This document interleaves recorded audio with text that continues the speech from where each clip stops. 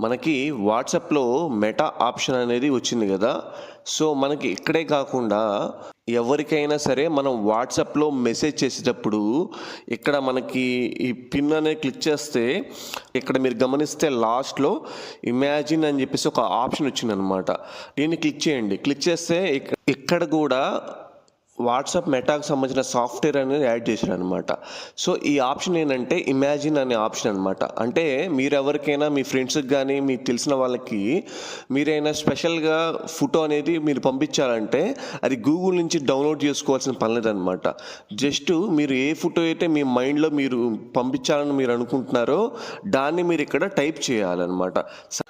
So, మీరు చూసుకోవచ్చు నేను white German shepherd dog with blue ice అని చెప్పి టైప్ చేశాను. ఆటోమేటిక్‌గా నాకు పైన ఏఐ ఇమేజ్ అనేది క్రియేట్ అయిపోయిందనమాట. సో, మీరు కింద సెండ్ అనే ఆప్షన్ చేసుకుంటే మీరు సెండ్ అయిపోతుంది.